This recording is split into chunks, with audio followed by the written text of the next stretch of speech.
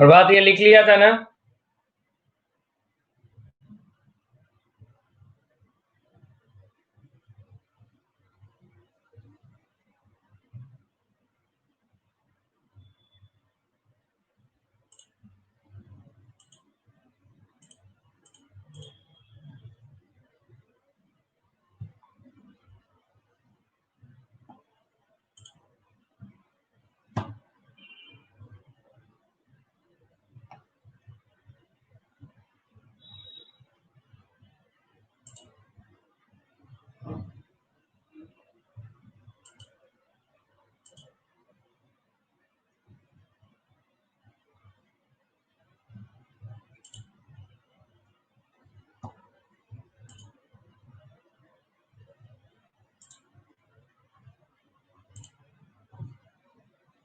तो इसको ड्रॉ कर लो, जब तक बाकी लोग को आने दो, ये ड्रॉ कर लो।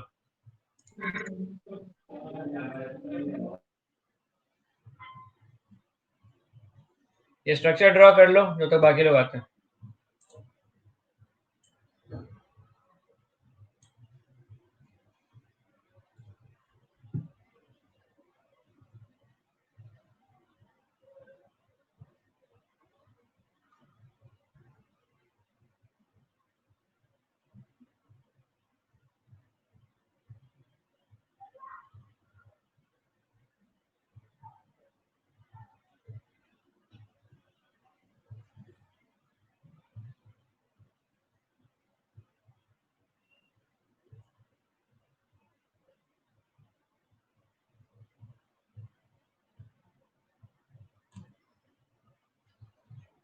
ड्रॉ करो, मैं आ रहा हूँ।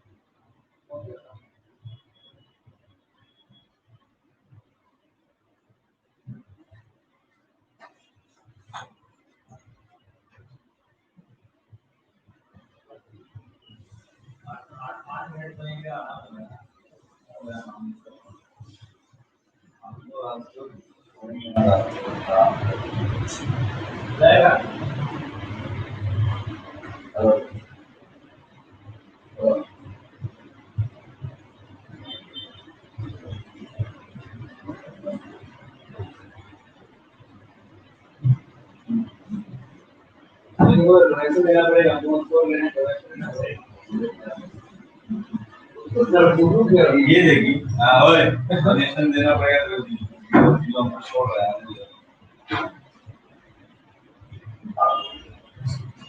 डालो से निकाल चाहिए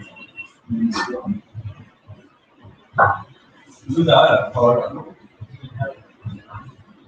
क्या दे दूध है इतना काम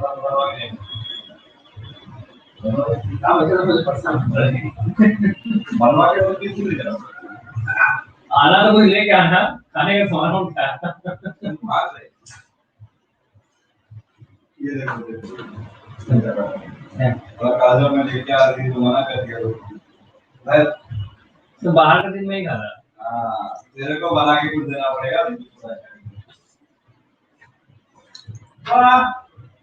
हम क्यों देगा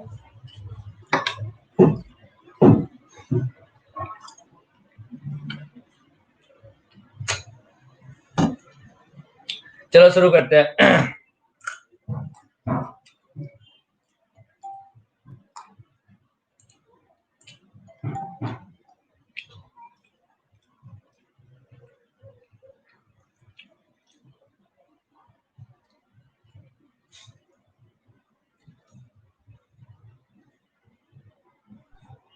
सर जब कोचिंग ऑफलाइन हो जाएगा तो आप भी पढ़ाएंगे ऑफलाइन? हैं? ऑफलाइन आप भी पढ़ाएंगे वाराणसी में? वाराणसी कहाँ रहते हैं यार, हम गुवाहाटी में रहते हैं, कहाँ जाएंगे वाराणसी? नहीं आएंगे? मेरा यहाँ जॉब रहता है।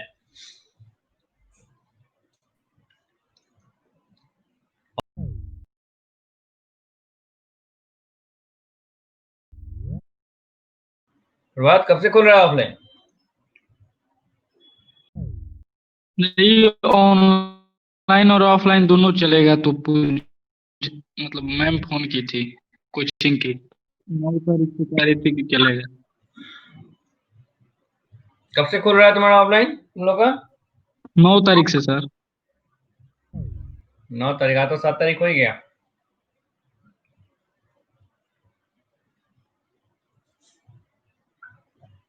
मुझे 6 नवंबर बोली थी मतलब। तुम सब लोग बनारस का थोड़े है, यहाँ पे सब तो बाहर बाहर का भी है। हाँ तो ऑनलाइन ऑफलाइन दोनों चलेगा, जिसका जो मन करे वो पढ़े। Okay okay. और जो ऑफलाइन जिसका होगा उसका फीस बढ़ जाएगा। ओके ठीक है, चलो देखो। लास्ट क्लास में हमने क्या पढ़ा था? जेड इफेक्टिव पढ़ा था। क्या था जेड इफेक्टिव, क्या था?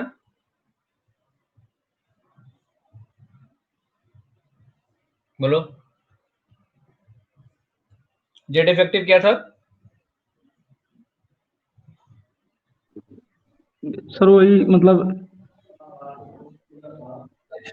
एक एक कॉर्नर पर एक, मतलब एक क्यूब में 8 यूनिट ऐसे होंगे। समझाएगा? बोर्ड में आएगा तो क्या लिखेगा? बोर्ड में तो लिख ही लेंगे सर। नहीं समझा क्या होता है? Effective number of atom is number of atom per unit cell. तो सिंपल क्यूबिक में कितना मिलता है?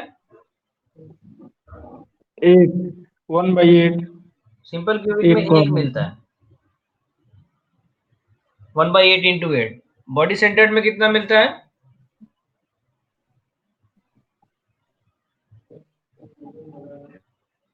अबे पढ़ाए थे, याद नहीं होगा तो नहीं समझ में आएगा कुछ।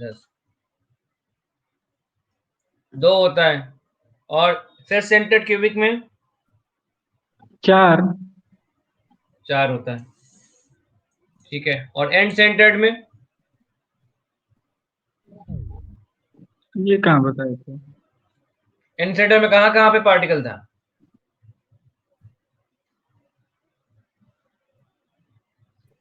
बोलो, याद करो।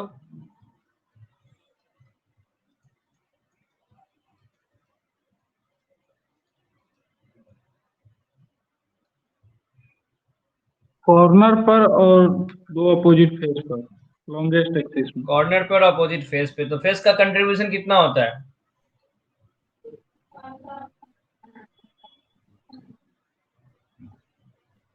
बोलो, फेस का कंट्रीब्यूशन कितना होता है? हाफ होता है।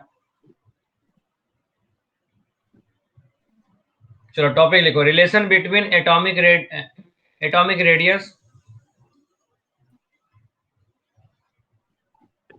तब 6 फेस होते हैं ना? हाँ तो उसमें एंड सेंटर में तो 2 फेस पे ही रहता है। ये वाला लिखवा ही नहीं थे आप, जेड का। तो जेड में निकाल लो, तुम्हारे सिलेबस में 2 ही है, 3 ही है।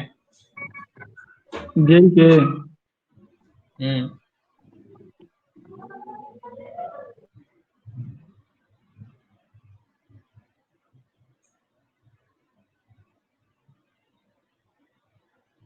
लेकिन relation between atomic radius and edge length.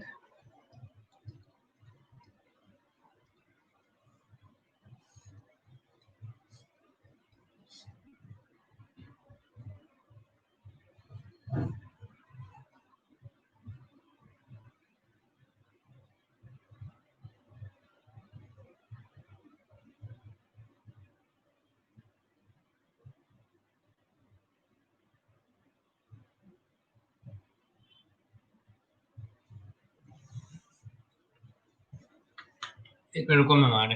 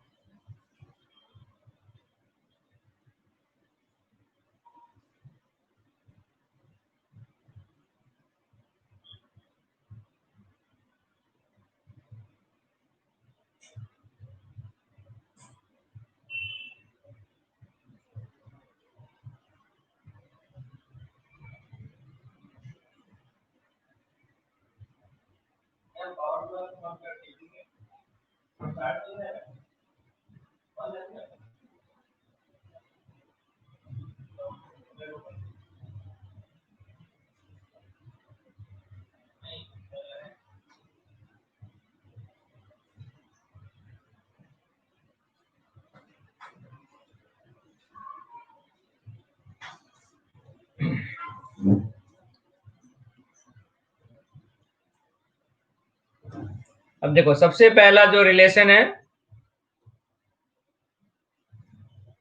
वो देखते हैं फॉर सिंपल क्यूबिक।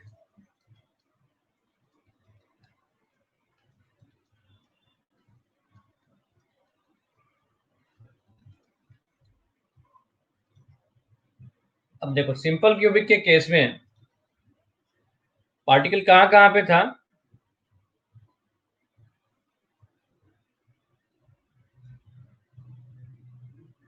बोलो। कॉर्नर पर। कॉर्नर पे था, बिल्कुल सही।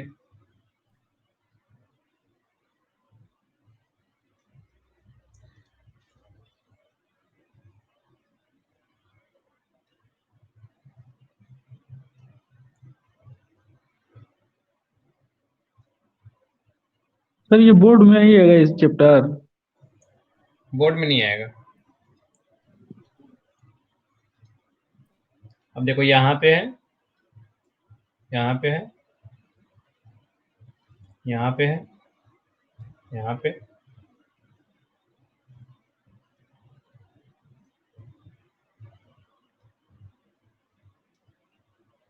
तो इसमें क्या मानते हैं हम, जो एजम्पशन है, particles are in close contact.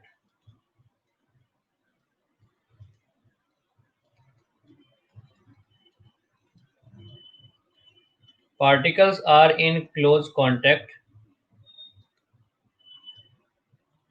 along edge length।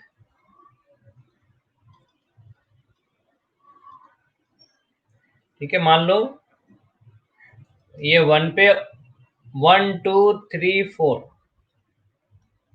5 6 7 8, तो जो 1 होगा वो 2 से 4 से और 5 से क्लोज कांटेक्ट में होगा। हर एक कॉर्नर 3 कॉर्नर से कनेक्टेड होगा एक यूनिट सेल में।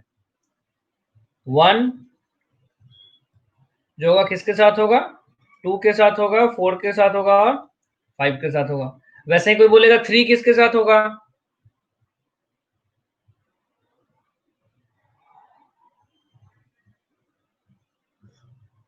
7 के साथ। और 4। और बस 2। 2 4 7, मतलब हर एक कॉर्नर 3 कॉर्नर के साथ है। तो मान लो यहाँ पे ये मैं लाइन ड्रॉ कर रहा हूं, ये 1 और 4 वाला है। ठीक है, इस कॉर्नर पे 1 है, इस कॉर्नर पे 4 है। अब ए वाला जो पार्टिकल होगा,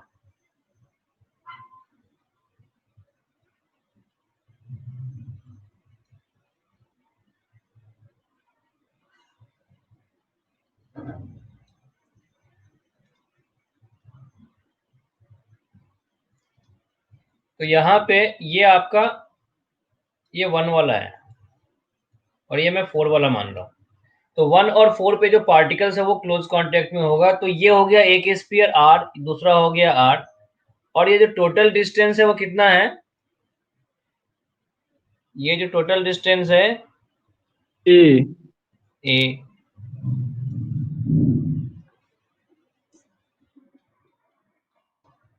लिखेंगे क्या? ए इक्वल टू 2r। ये सिंपल क्यूबिक में होता है।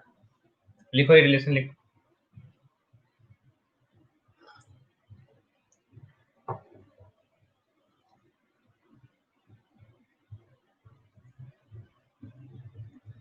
तो जब भी सिंपल क्यूबिक होगा तो ये रिलेशन याद रखना पड़ेगा, उसी पे क्वेश्चन सॉल्व होगा।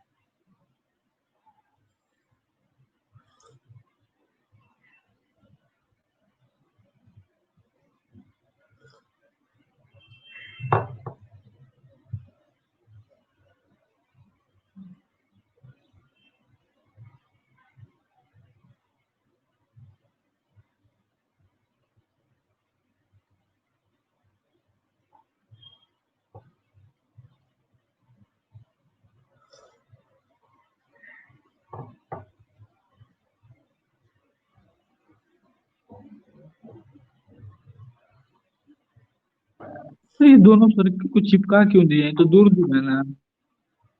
दूर दूर तुम्हें दिखाई दे रहा है। अब यहाँ पे अगर मैं बड़ा बना दूंगा तो तुम्हें दिखाई देगा, यहाँ पे फिर दिखाई नहीं देगा पीछे वाला। तो पार्टिकल यहाँ पे ये 1 वाला पार्टिकल है।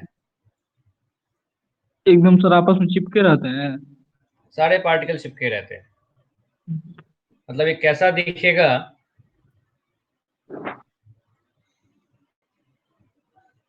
मतलब कुछ ऐसा दिखेगा। रुको बना देता हूँ मैं।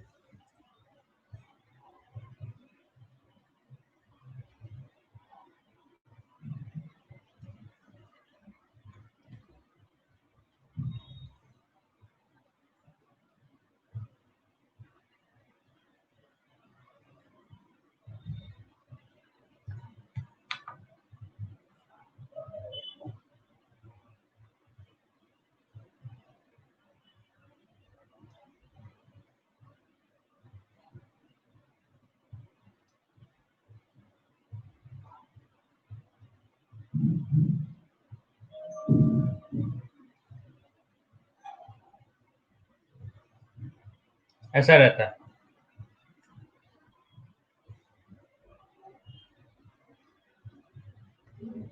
मतलब मान लो अगर ये 1 है, ये 4 है, ये 5 है और ये 8 है, तो इस तरह का होगा। यहाँ पे 4 स्फीयर ऐसे क्लोज कांटेक्ट में होगा इस वाले फेस पे, 1 4 5 8 वाले फेस पे। समझ में आया?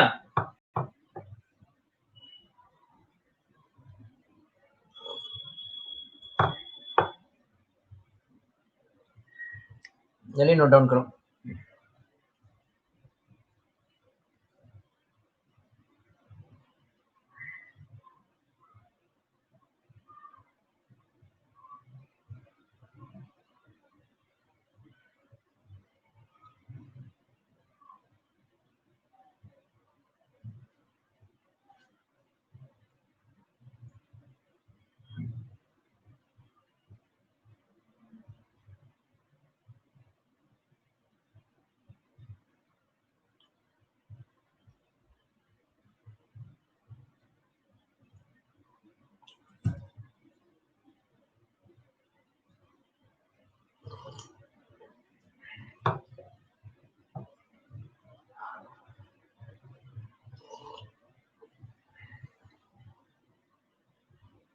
हो गया सर।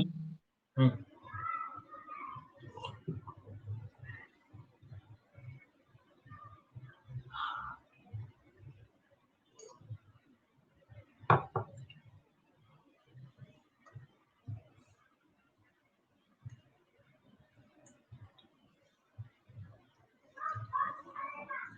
नेक्स्ट लिखना,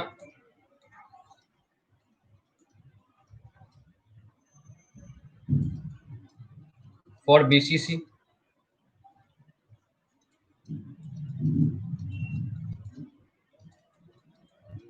इस बार पार्टिकल कहाँ कहाँ पे है तो चलो,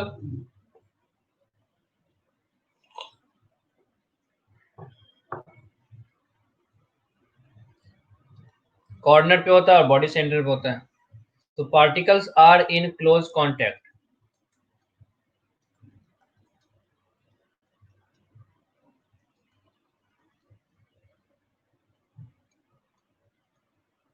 along corner and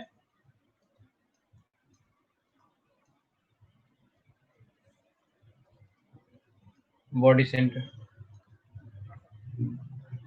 Particles are in close contact along corner and body center.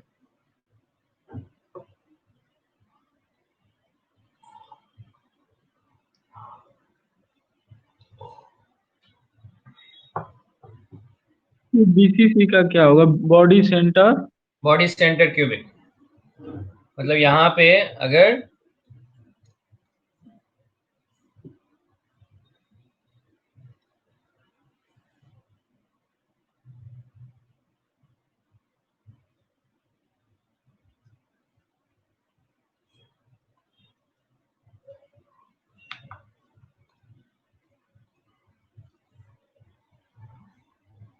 Particle ऐसे क्लोज कांटेक्ट में करते हैं,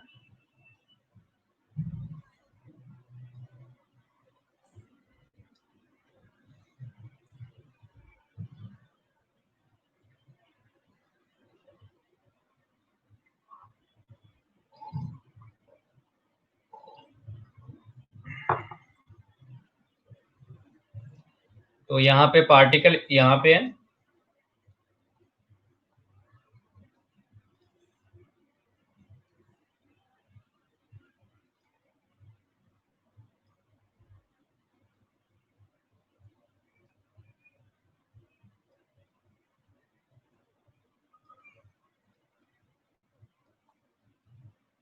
और एक यहाँ पे।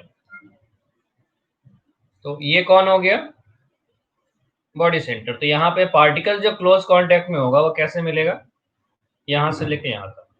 समझ में आ रहा है, मैंने बस रिप्रेजेंटेशन दिखलाया था। तो मान लो ये ए है और ये बी है। अब यहाँ पे एक लाइन में ये ड्रॉ कर देता हूं।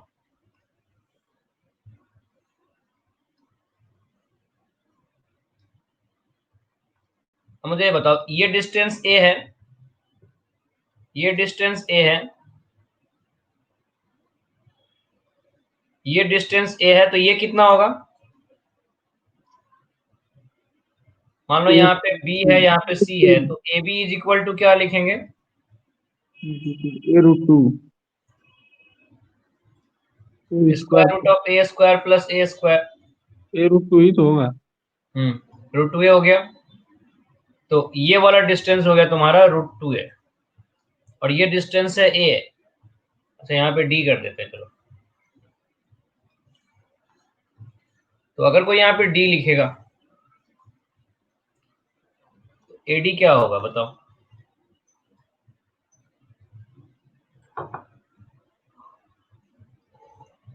√3 है। A√3 A√3 बिल्कुल सही। So AD is equal to square root of a square plus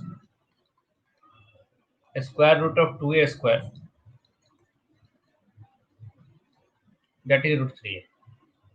तो particles are in close contact,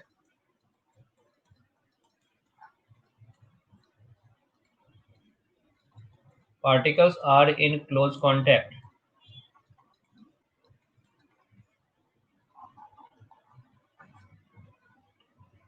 along AD,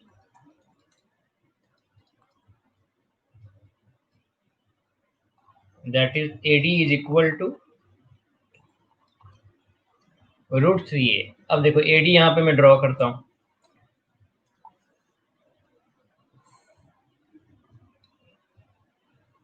यहाँ पे A है,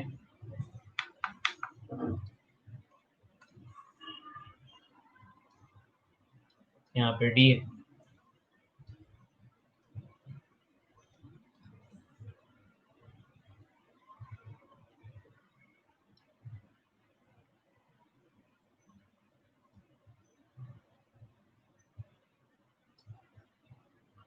अभी क्या होगा, ये डिस्टेंस r हो गया,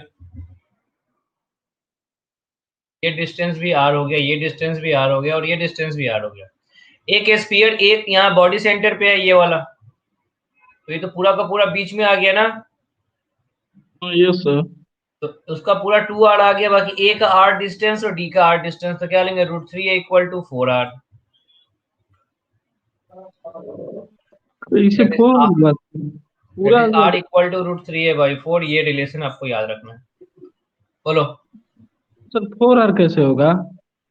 एक स्फीयर ए पे है, दूसरा स्फीयर डी पे है, और तीसरा स्फीयर बीच में है उनके, जो रेड वाला बॉडी सेंटर है। तो ये पूरा का होगा सर। हाँ, तो AD पूरा ए से लेकर डी तक कितना आएगा, जो बीच वाला स्फीयर है इसके लिए 2r कंट्रीब्यूट होगा, इसके लिए r कंट्रीब्यूट होगा, और इसके लिए r कंट्रीब्यूट होगा, तो टोटल कितना हो जाएगा। ये सर 4R। मगर सपोज अगर आपको यहाँ पे यहीं पे दिखलाना है तो दिखला सकते हो, यहाँ पे दिखला सकते हो।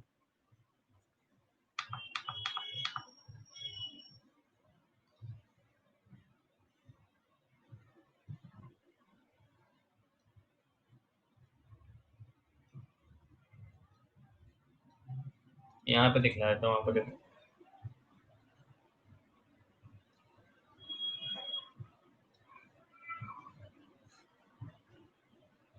समझ में आया। अब समझ में आ गया सर।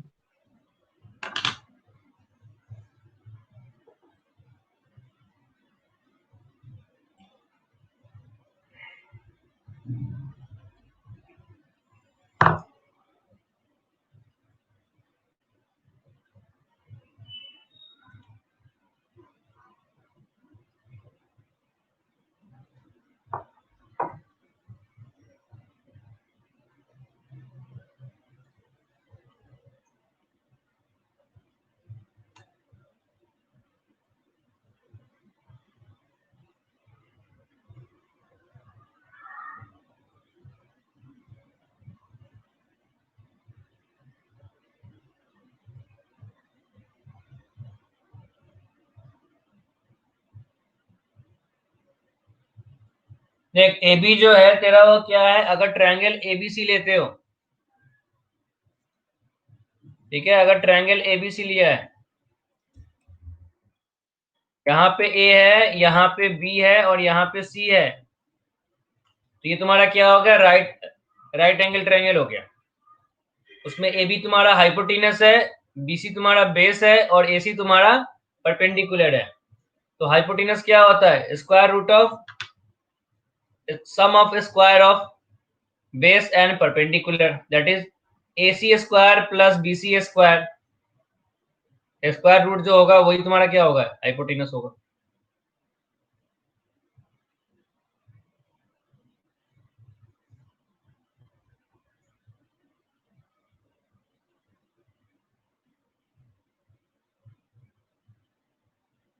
हो गया sir. Hmm.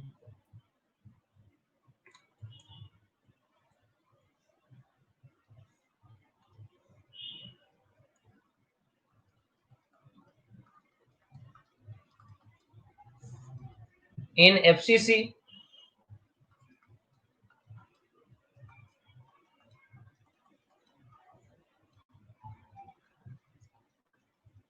particles are in close contact.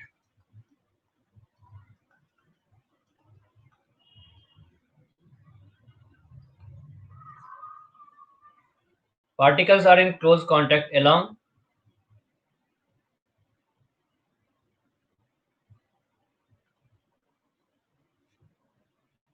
Face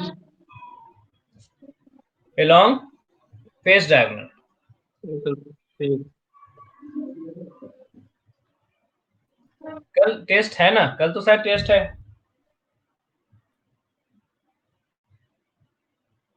ये सर टेस्ट होगा, पता नहीं सर। जो टेस्ट ऑर्गेनिक का था पिछली बार आप बनाए थे, क्यों? मतलब सर उसमें जो रिएक्शन उक्शन ज्यादा वो सब था, मतलब जीके टाइप का। थियोरेटिकल सर पढ़ते नहीं है, बस नोट्स आपका पढ़ते हैं। अरे ठीक है, इस बार मैंने बनाया है, इस बार वही आएगा। सर वो सब एग्जाम में आता है वैसे थियोरेटिकल क्वेश्चन? कम आता है, बहुत कम आता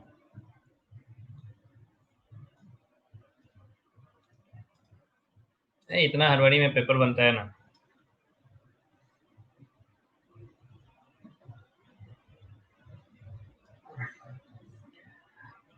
देखो यहाँ पे फेस डायगोनल है,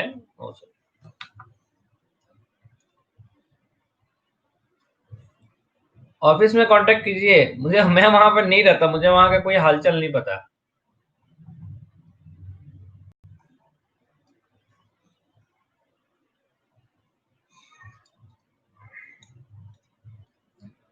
अब देखो फेस डायगोनल है, मैं केवल पार्टिकल तो पता है कहाँ कहाँ मिलेगा, इन सब पे मिलेगा, है ना। Yes sir. यहाँ पे मिलेगा, यहाँ मिलेगा, यहाँ मिलेगा,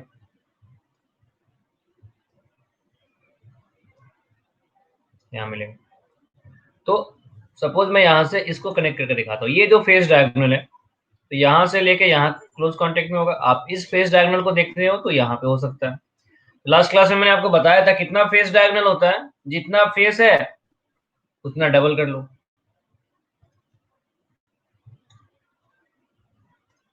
फेस मान लो डायगोनल ये A है और ये B है, तो A और B के बीच में कितना स्फीयर आया बताओ तो?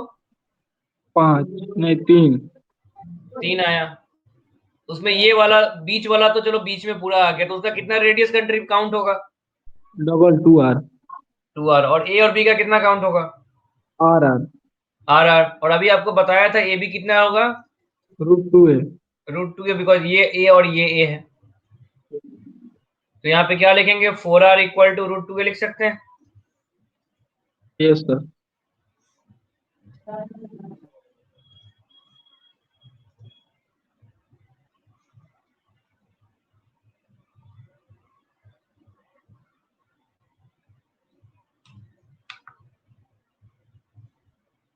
A/2 √2। हम्म।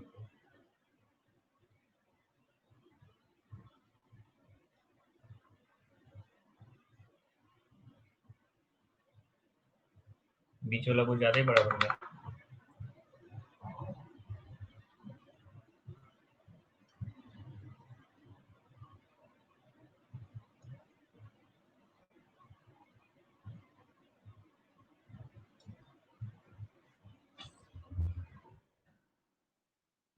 ये आर हो गया, ये आर हो गया, यहाँ पे ये आर हो गया, यहाँ पे आर हो गया। तो 4r इक्वल टू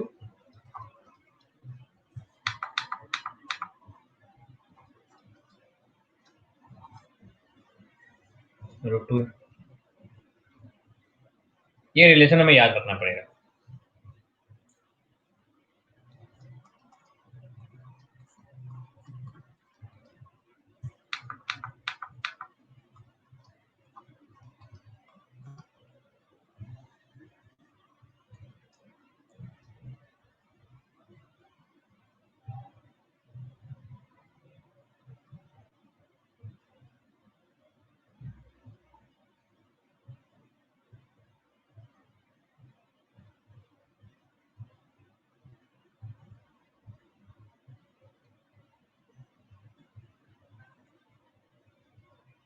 हो गया।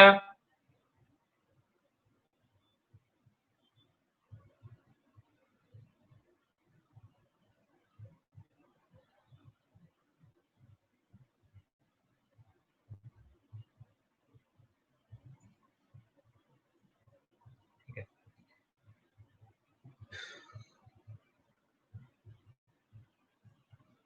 अब देखो एक और आपको पढ़ना है, वो है आपका हेक्सागोनल यूनिट सेल।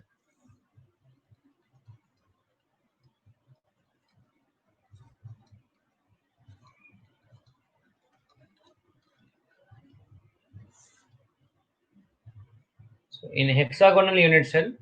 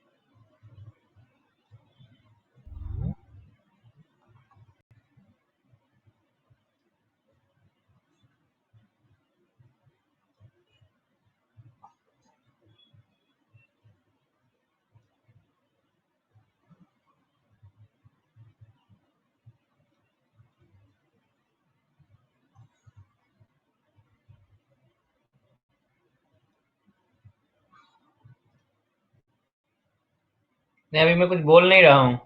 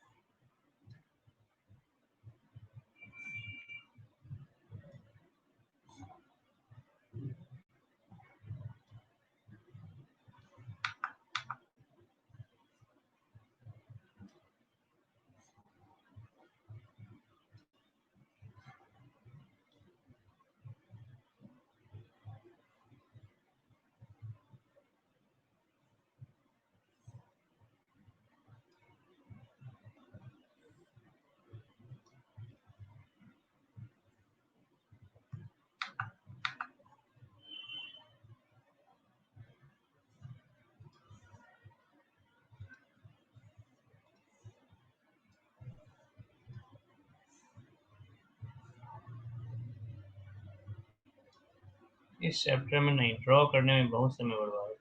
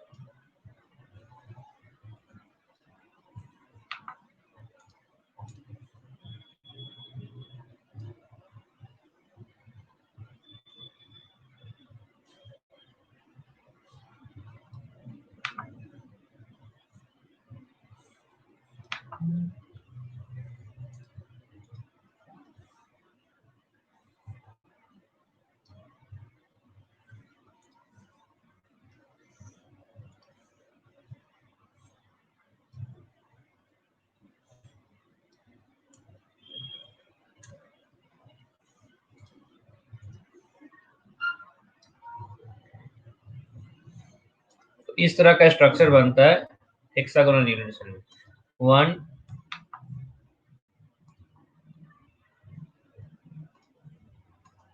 1 2 3 4 5 6 7 8। अब देखो इसमें भी पार्टिकल्स क्या मानते हैं, ये इसमें लास्ट क्लास में डायग्राम इसका बताया था ना। इसका डायग्राम सर? इसका डायग्राम बताया था लास्ट क्लास में। नहीं सर, तो पहली बार देखा है। देखो तो इसलिए लास्ट क्लास में देखो इंटरनेट से डायग्राम आ जाएगा, समझ में नहीं आएगा बनता कैसे है।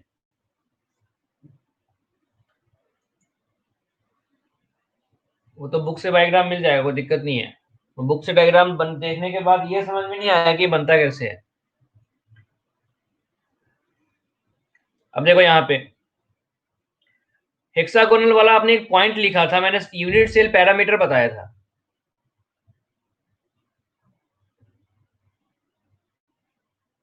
लिखा था ना। तो हेक्सागोन लास्ट क्लास का नोट्स निकालना एक बार, या मैं आपको स्क्रीन पे एक पॉइंट दिखा देता हूं। देखो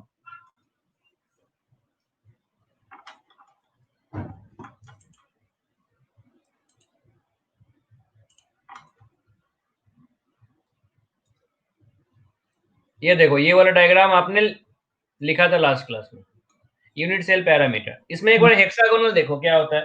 देखो हेक्सागोनल एग्जाम में आता है। तो हेक्सागोनल के केस में ये देखो क्या रिलेशन है, A equal to B not equal to C, और दो एंगल 90 डिग्री है और एक एंगल कितना है 120 डिग्री है ना। और इसके केस में क्या मिलता है, प्रिमिटिव मिलता है। इतना इंफॉर्मेशन मैं आपको दिखाता हूं कैसे देखते हैं हम इसे। तो ये अपना नोट्स में देखो, मैं दिखाता हूं आपको। देखो कैसे, ये वाला लेंथ और ये वाला लेंथ बराबर है और ये हो गया सी। अब कैसे आपको दिखेगा, तो ये देखो, अगर जब भी आप हेक्सागन को देखते हो कुछ ऐसा स्ट्रक्चर दिखता है ना। अब बताओ इसमें ये डिस्टेंस और ये डिस्टेंस इक्वल होगा या अनइक्वल होगा? ये वाला डिस्टेंस और ये वाला इक्वल टू बी हो जाए होगा। तो यहाँ पे ये देखो, ये रहा ए और ये रहा बी, और ये जो हाइट है सी क्या हो गया, हाइट ऑफ हेक्सागन।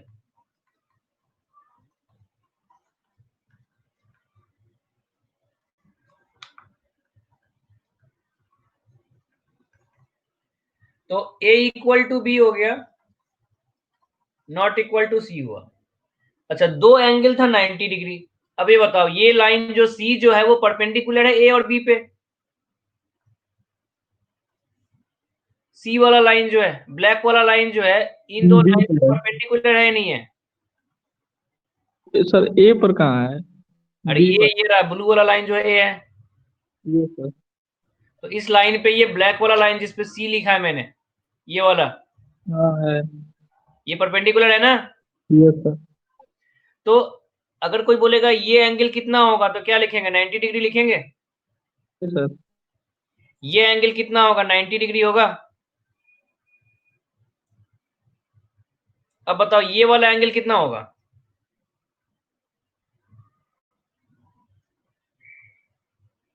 ये वाला एंगल ए और बी 120। के बीच कितना? 120। 120 डिग्री। तो यहाँ पे कोई बोलेगा ये वाला एंगल कितना होगा? 120 डिग्री होगा। अब ये बताओ ए और सी के बीच में एंगल कौन था? Alpha beta gamma.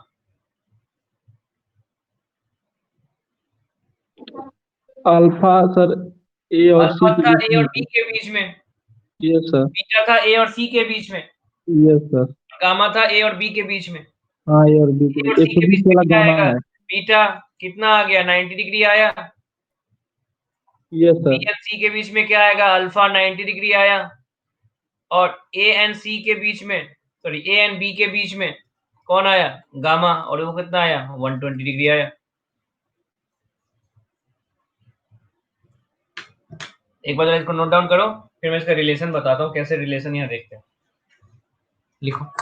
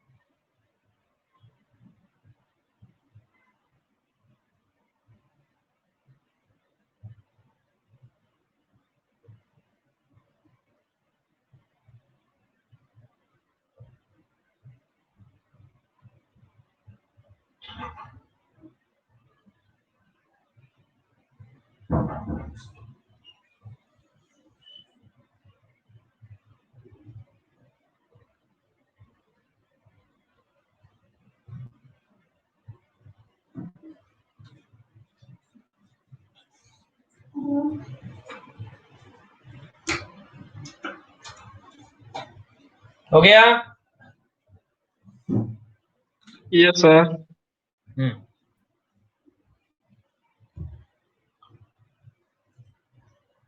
अब देखो यहाँ पे भी पार्टिकल्स क्या मानते हैं? Are in close contact along edge length. Particles simple cubic की तरह, particles are in close contact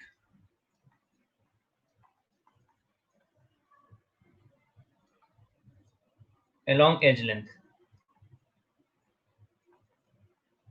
तो मान लो 1 और 4 एज लेंथ है, 3 और 4 एज लेंथ है, 1 और 2 एज लेंथ है। तो यहाँ पे क्या है? सिंपल क्यूबिक की तरह बोल सकते हो।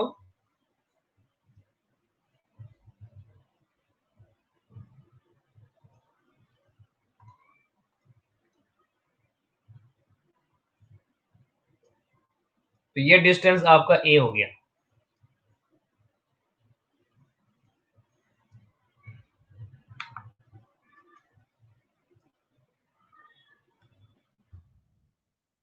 और ये आर और आर हो गया, तो ए इक्वल टू क्या हो गया? 2r। यहाँ पे सिंपल क्यूबिक की तरह ही रिलेशन चलता है।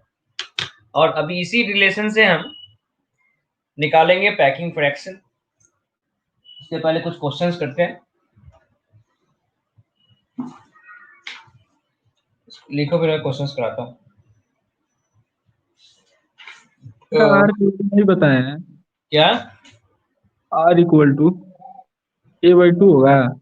हाँ तो वही होगा ना। अरे भाई, a इक्वल टू 2r है तो r इक्वल टू क्या होगा, a/2 ही होगा।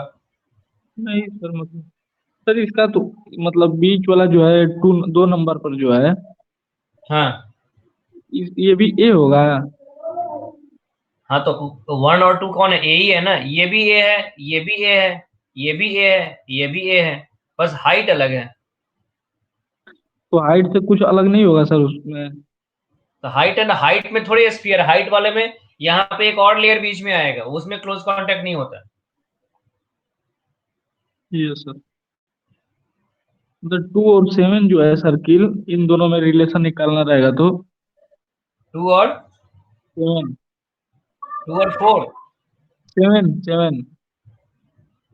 2 और 7 का हाइट ऑफ क्या बोलते हैं, वो याद रख सकते हो। इसका फॉर्मूला होता है height of hexagon equal to 2√2/√3,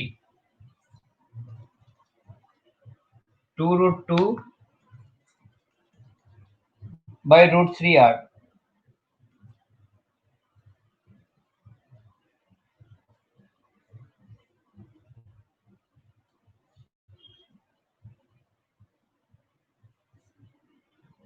ये कहां से होगा? इस पॉइंट से लेके मिड पॉइंट, मतलब टोटल यहाँ पे ऐसे लिख लेना, लिखो हाइट ऑफ द हेक्सागन, मतलब सी का वैल्यू लिखा रहा हूं मैं।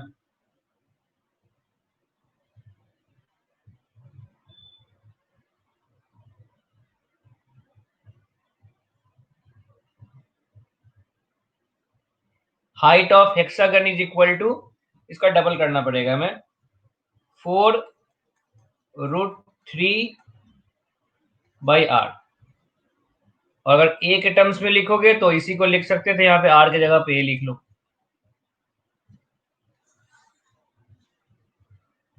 ये तुम्हारा सी का वैल्यू है।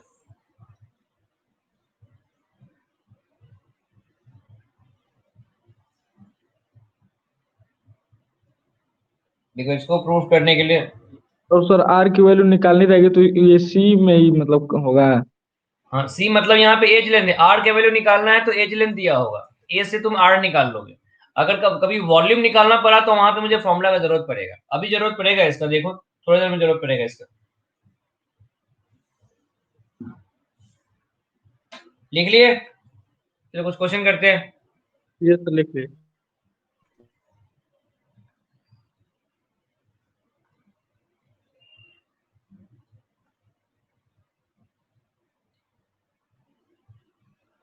लिखो, if the close pack,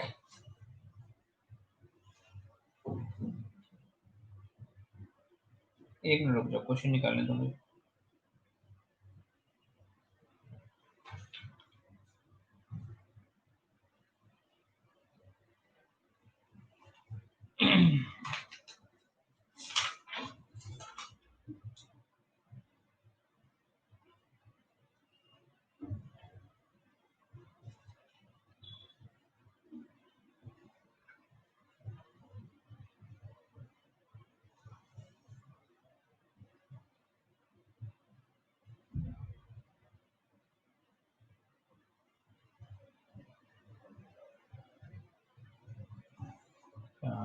question,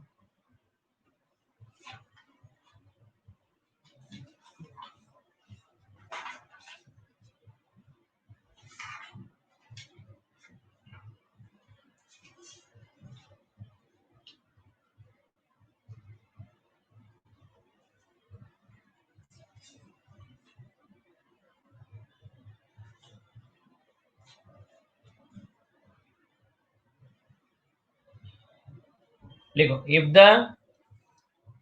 radius of an atom,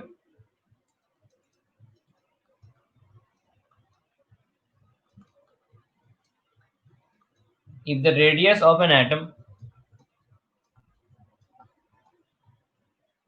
of an element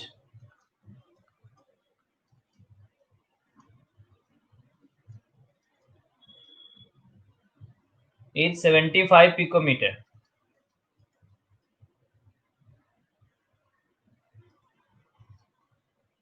And the lattice type is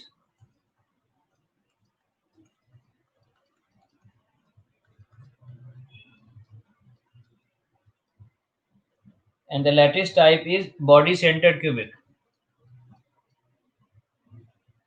What is the edge length of the unit cell?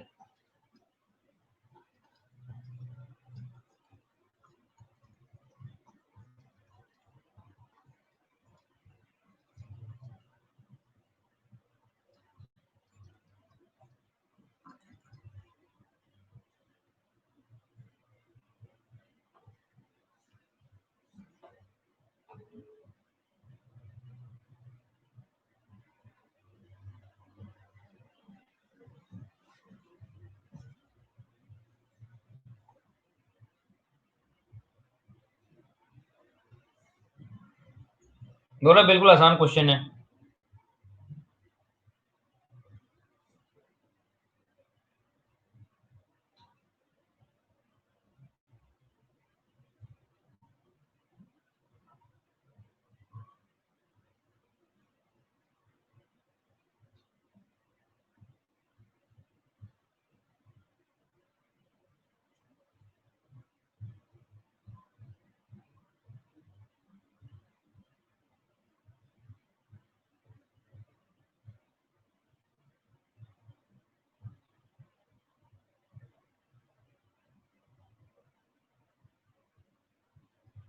Sir 173.2।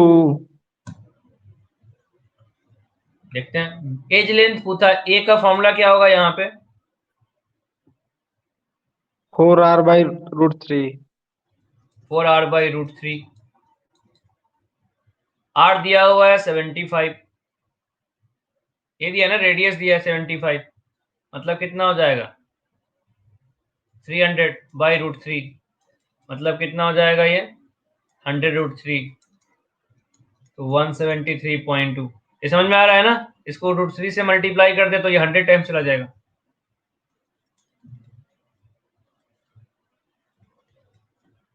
तो ये दोनों जाएगा तो ये 100 टाइम्स जाएगा, तो 173.2 पिकोमीटर। क्लियर है?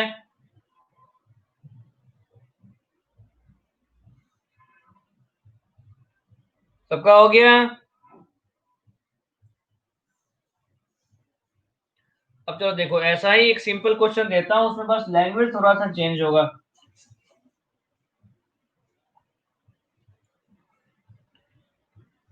लेकिन sodium has a BCCA structure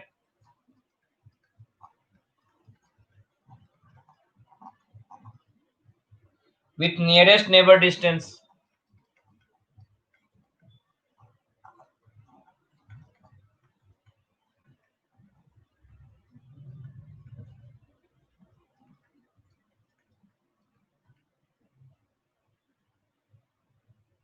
Sodium has a BCCA structure with nearest neighbor distance of 365.9 picometer.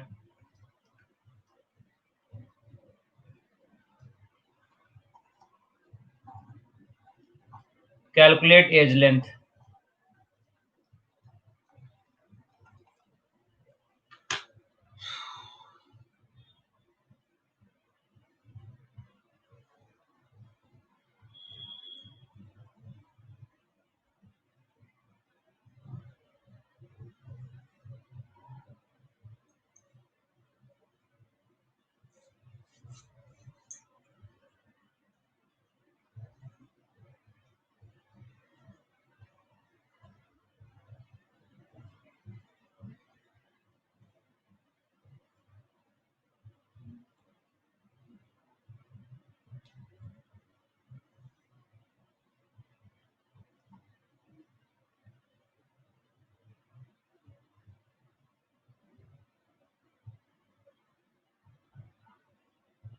जल्दी बताओ आंसर।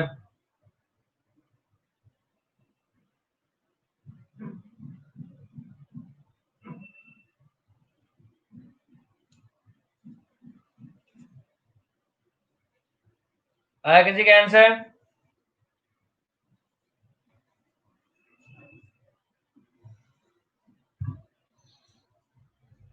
सर 1 मिनट दीजिए ना। 1 मिनट ले लेता हूँ, 2 मिनट ले लो।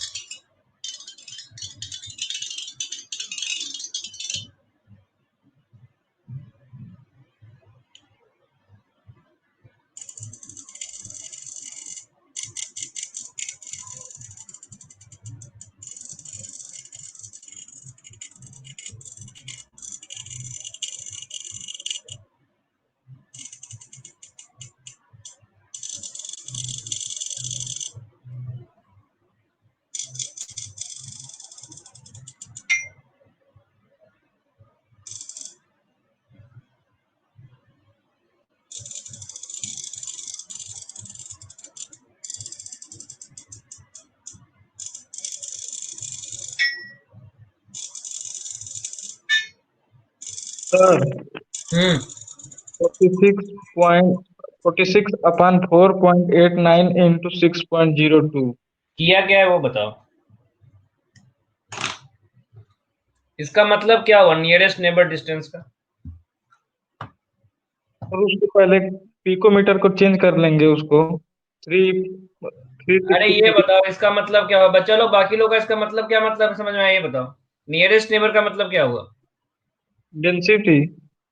नहीं, नेबर का मतलब क्या होता है? नेबर का पड़ोसी, पड़ोसी। और नियरेस्ट नेबर का मतलब जो सबसे पास हो। सबसे पास हो। तो सबसे पास में कौन होगा? तो सबसे पास में वो होगा जब जो आपके क्लोज कांटेक्ट में हो।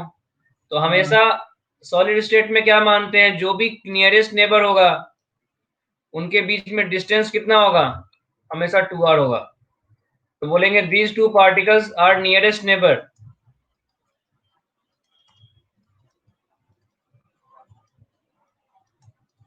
ठीक है। तो किसी भी क्वेश्चन में अगर आपसे कोई पूछेगा ना नियरेस्ट नेबर डिस्टेंस, तो हमेशा याद रखना वो 2r ही होगा। तो पॉइंट लिख लेना nearest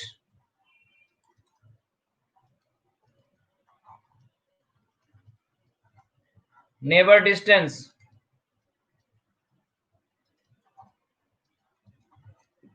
in any solid is equal to 2r। किसी भी यूनिट सेल में, इन एनी सॉलिड मत देखो, in any unit cell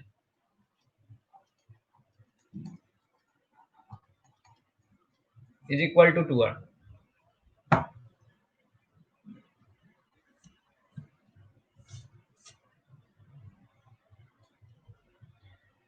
nearest neighbor distance in any unit cell is equal to 2r।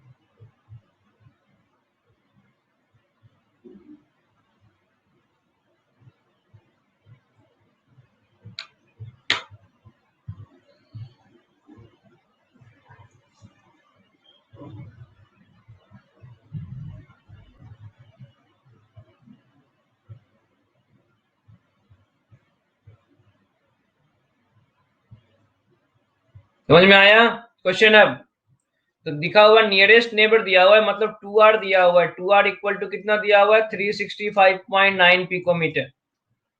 तो कैलकुलेट एज लेंथ पूछा है, तो कौन सा स्ट्रक्चर है? बीसीसी है। और बीसीसी में क्या रिलेशन था, 4r equal to √3a, that is r equal to 4r by √3a। तो 4r हो गया इसका डबल, मतलब 2 इंटू 365.9 डिवाइडेड बाई √3, मतलब कितना हो गया,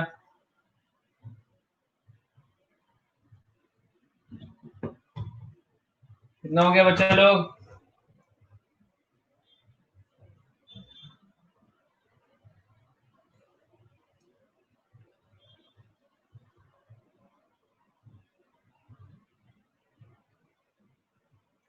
three 365.9 into 2 divided by 1.732, 422.5 picometre.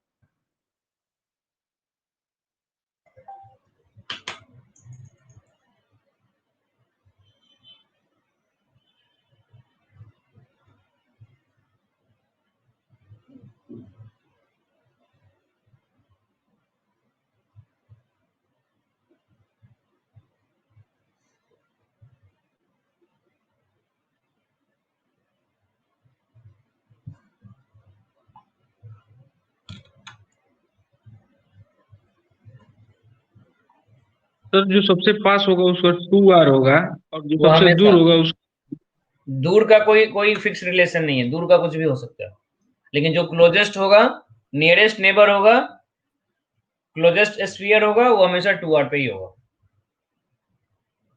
हो गया। जी सर। नेक्स्ट लिखना density of unit cell.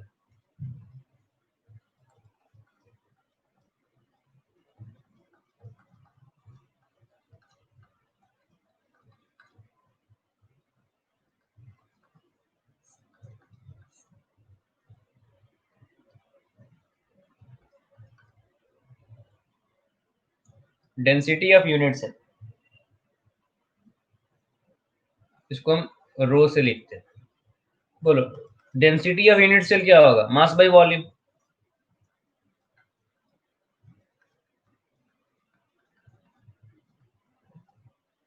That is mass of unit cell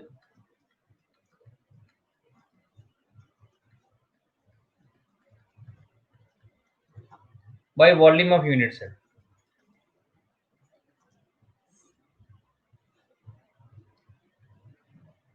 Mass of unit cell divided by volume of unit cell।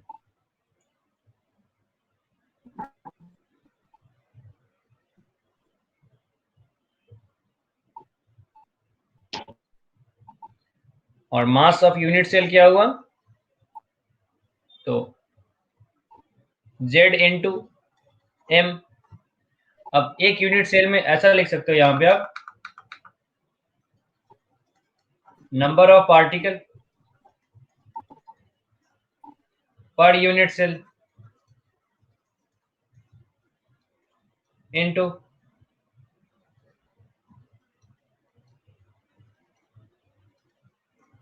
Mass of one particle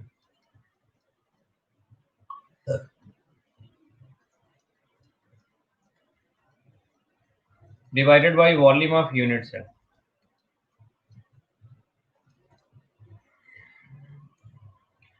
So number of particle per unit cell is Z and mass of one particle is M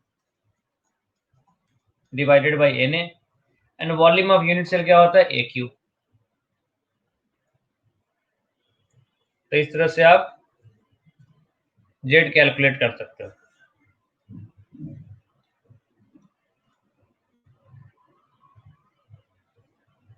Z क्या हो गया, effective number of atom,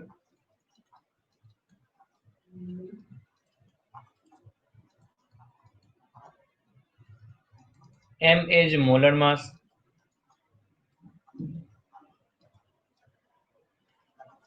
Na is Avogadro's number,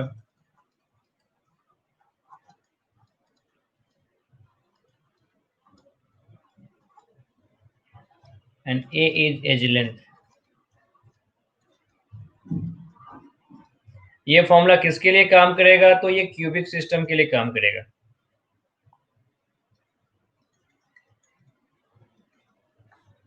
और अगर cubic नहीं होगा तो एक ही को जगह पे A इंटू बी इंटू सी आएगा।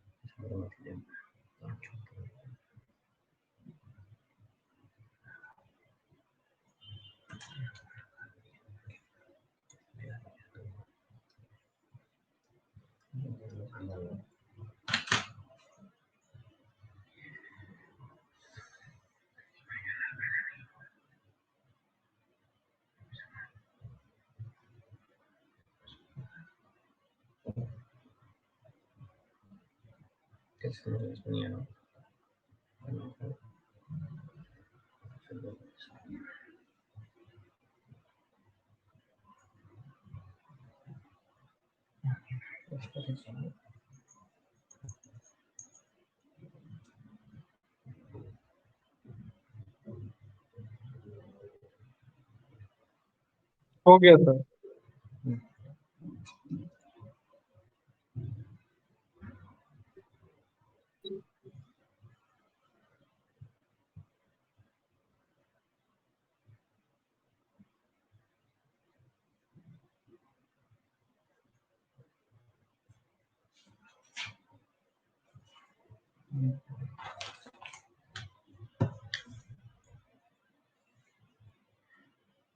चलो क्वेश्चन लिखो।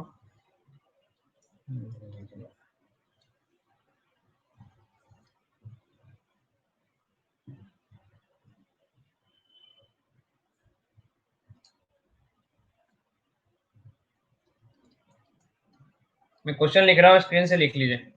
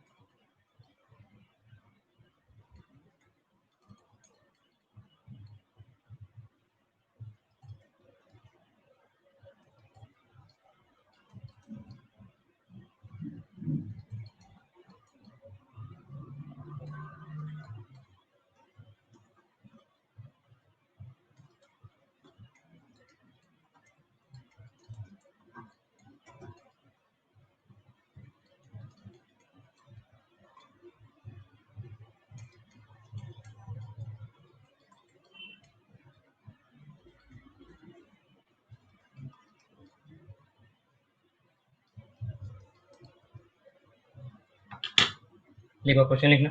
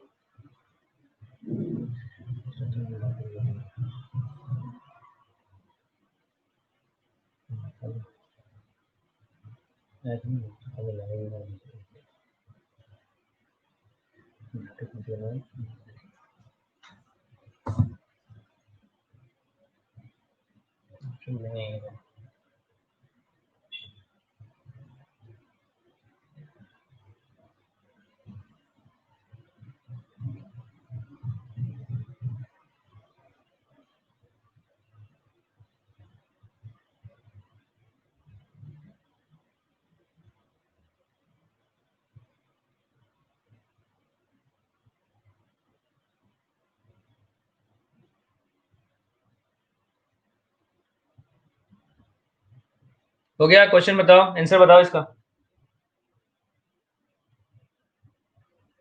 ये आपके एनसीईआरटी का एग्जाम्पल है।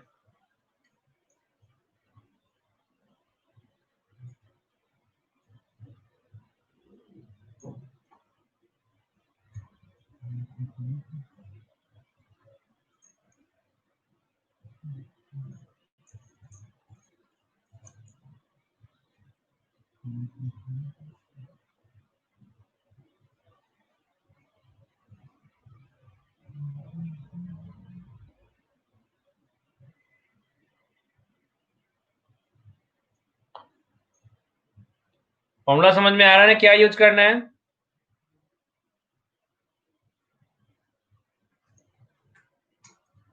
तो चलो, सर सीसीपी का मतलब? सीसीपी बोलते हैं क्यूबिक क्लोज पैकिंग। ये एफसीसी का दूसरा नाम है।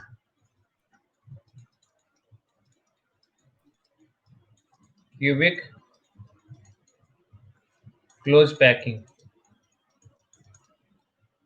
ये एटम सर इस 4 ही होते हैं, मतलब एटम। 4 ही हुआ इसमें। ये सब रो का अलग फॉर्मूला अलग। लिखो, Z into M by AQ into N।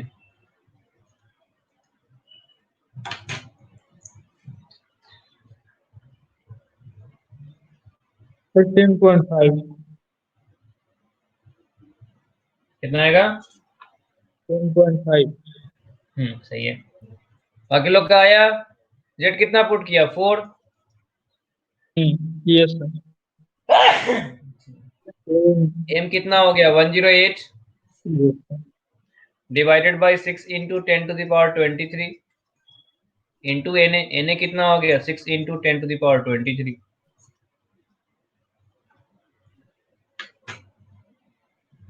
Clear है? सर ए क्यूब है ना? अच्छा, मैंने बार बार वही लिख दिया क्या? सॉरी। ए क्यों आएगा? ए कितना आया था? 408। यस 408.6 पिकोमीटर है, तो 10⁻−12। सेंटीमीटर। अच्छा, यहाँ पे डेंसिटी किस में आएगा?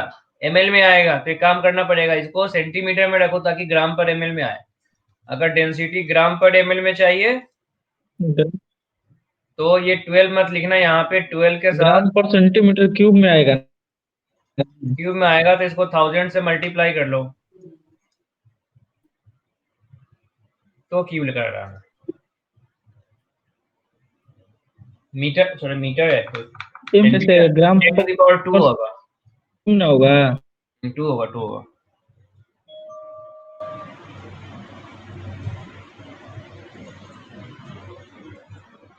तो कितना आ रहा है ये?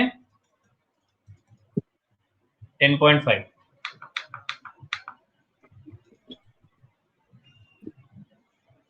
हो गया?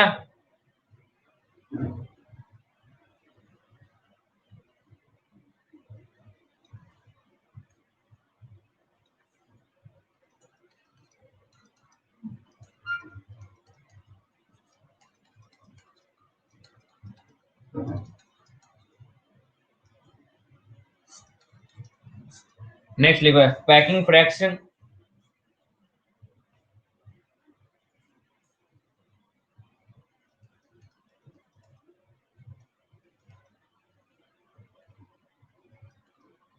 So packing fraction is equal to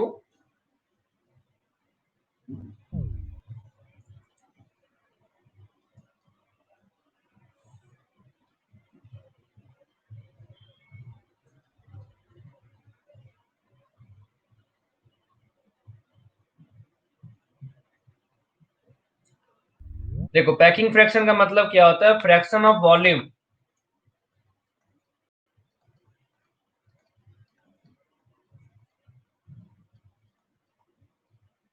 fraction of volume occupied by particle in a unit cell.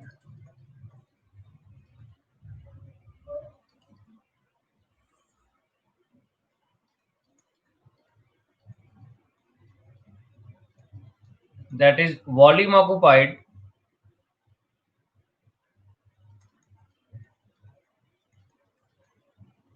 in unit cell divided by volume of unit cell.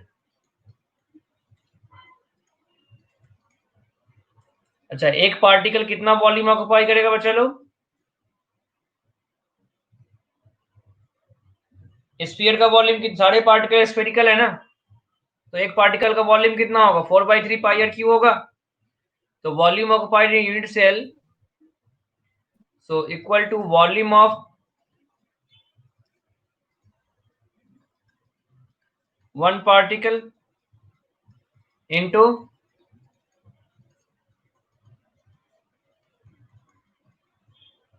number of particle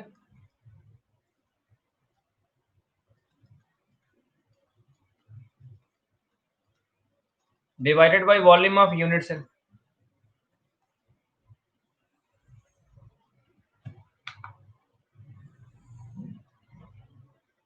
तो एक पार्टिकल का वॉल्यूम हो गया 4/3 pi r cube. Number of particle हो गया z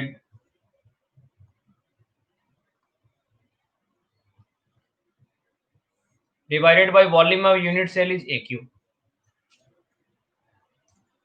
अब देखो, depending on type of unit cell,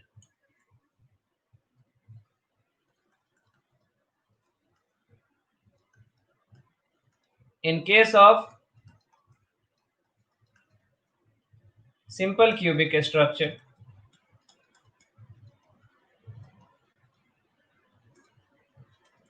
A equal to 2R and Z equal to 1. Packing fraction is equal to 4/3 pi R cube into 1 divided by 2R to the power 3. अब यहां से R cancel out हो गया, that is 4/3 into 3.14 divided by 8. और ये value आपका आता है 0.523. That is percentage packing fraction is 52.3 and percentage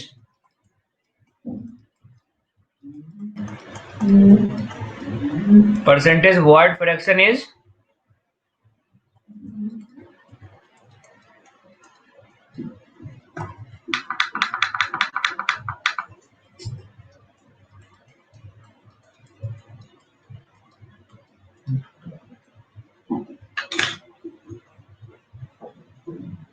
47.7%.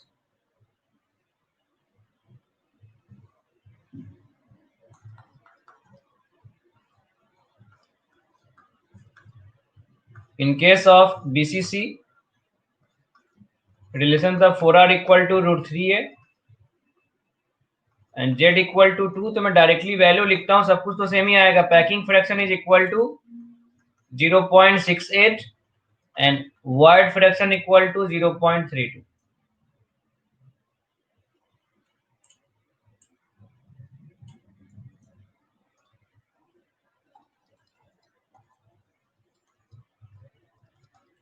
In case of FCC, 4R equal to √2A, Z equal to 4, packing fraction is equal to 0.74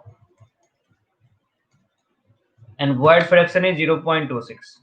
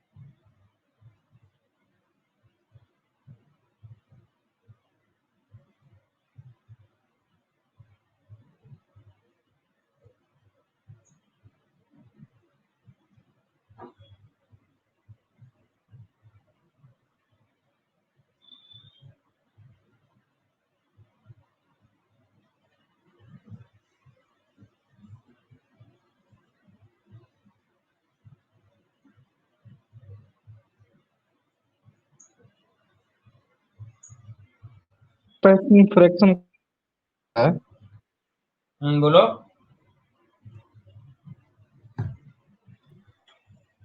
packing मतलब क्या? Packing fraction का मतलब है पूरे पूरे वॉल्यूम का कितना फ्रैक्शन तुमने ऑक्युपाई कर रखा है। जैसे मान लो तुम जिस रूम में बैठे हुए उस रूम का पैकिंग फ्रैक्शन निकालना है, तो पूरे रूम का वॉल्यूम क्या है और उसमें से कितना वॉल्यूम सॉलिड ऑब्जेक्ट्स ने ऑक्युपाई कर रखा है। तो मान लो तुमने आधा ऑक्युपाई कर लिया तो पैकिंग फ्रैक्शन बोलेंगे 0.5 है।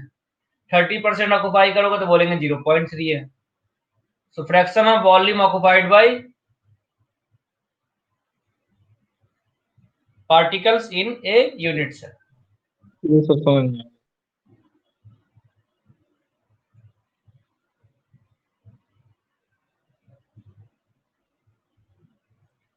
ठीक है बच्चे लोग, चलो नेक्स्ट क्लास में मिलते हैं। अभी फिर मेरा 4 मिनट बाद दूसरा क्लास है, ठीक है। ठीक है सर।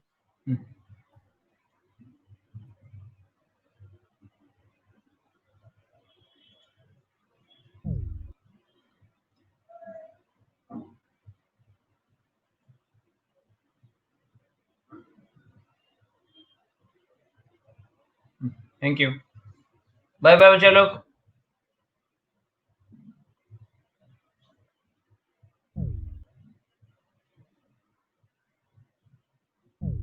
Good night.